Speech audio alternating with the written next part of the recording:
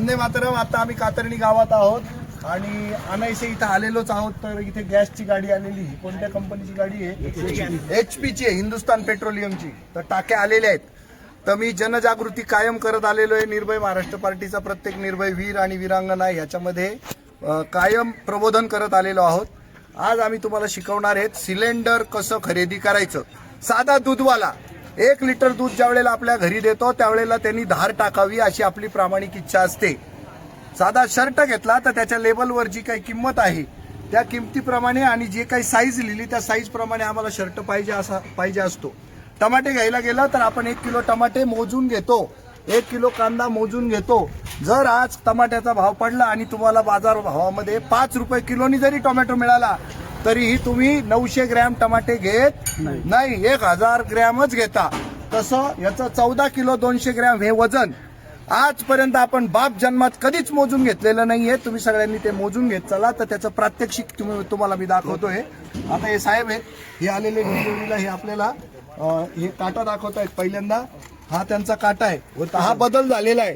Generally प्रत्येक गाडीमध्ये ना एकदम गावठी गंजलेले काटे असायचे, ते पण ताण काटा असतो ना तो असायचा. हा पण ताण काटाच आहे, पण हा थोडासा मॉडर्न काटा आहे. तर आता आपण तो जिवंत आहे मेलेला आहे ते सगळं क्लिअर होईल. एक सिलेंडर काढा.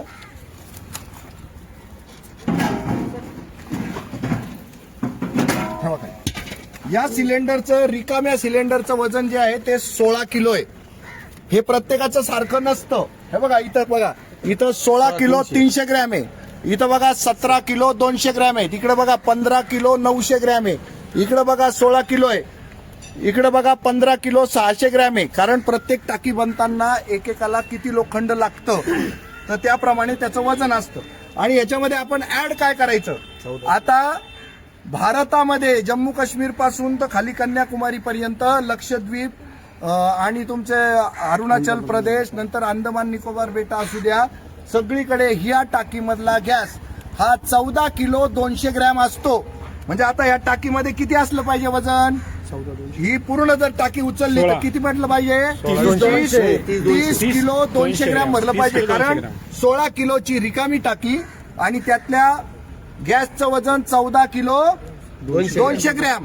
तर 30 किलो 200 ग्रॅम हे वजन जर निघालं तर यांचा कार्यक्रम एकदम ओके आहे.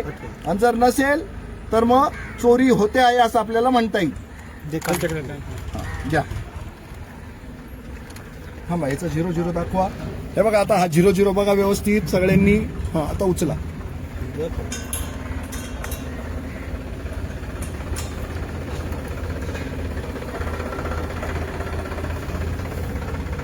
एक किलो कमी 29. आता 1 किलो 200 ग्रॅम कमी आहे. किती? 1 किलो 200 ग्रॅम. आता परत घ्या. आता मी उचलतो, तुम्ही मोजा. हा तुम्ही बघा आपल्याला किती भरायला पाहिजे आता? 30 नाही, 30 किलो 200 ग्रॅम भरलं पाहिजे आता. का बरं? 30 200 ते 30 200 14 तर 200 16 आहे ना. 16 आणि 14 200.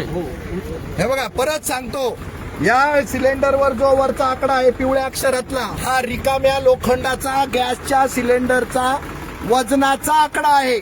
आणि आतला जो गॅस आहे तो 14 किलो 200 ग्रॅम आहे. भारतभर कोणत्याही कंपनीचं सिलेंडर असू द्या, हिंदुस्तान पेट्रोलियम असू द्या, भारत पेट्रोलियम असू द्या, इंडेन असू द्या, कुठलाही गॅस सिलेंडर असू द्या, त्याच्यातला गॅस किती असतो? 14 200. नीट सांगा ना. 14 200 ग्रॅम. 14 kilo 200 gram. आणि याचं रिकामं किती आहे? 16. प्रत्येकाचं वेगळं असतंय बघा. याचं 16 300, याचं 17 आहे. हे अशा प्रमाणे त्याच्यामध्ये 14 किलो 200 ग्रॅम ऍड करायचं. आता हे 0 होतं. गुणच उचला सर, गुणाचं असं त्या बाजूने हा. हे बघा हे 0 0 करा सर. झिरो, 0 आहे सर. आला 0. हा ओके. उलटा आटवा तिकडे. बरोबर आहे का?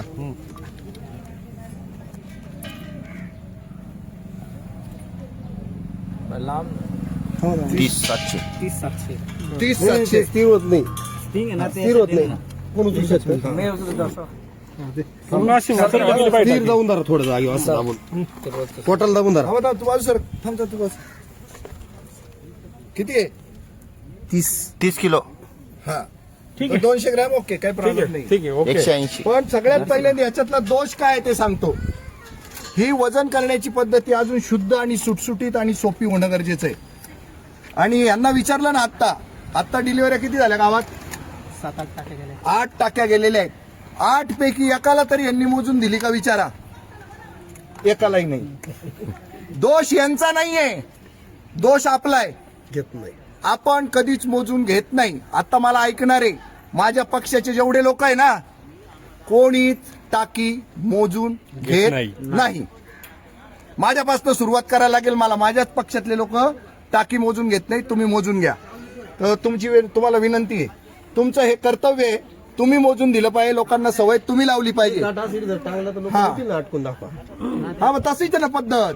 या गाडीलाच त्याची ऍडजस्टमेंट असते. काटा लावायचा, त्याला सिलेंडर लटकवायचं आणि स्थिर झालेला काटा दाखवायचा. हीच पद्धत आहे. हे असं उचलून वगैरे नाही. इथं कंबरडे मोडलेले लोकांना त्या लशी दिलेल्या आहे कोरोनाच्या, तर लोकांचे खुबे जायले. तर अशी परिस्थिती आहे. तर सगळ्यांनी ही या पद्धतीनं टाक्या मोजून घ्यायला सुरुवात करा. वंदे मातरम. आणि पावती घ्या. हिची पावती घेणं गरजेचं आहे. ठीक आहे, तुम्ही मोजून देत चला. वंदे मातरम. थँक्यू.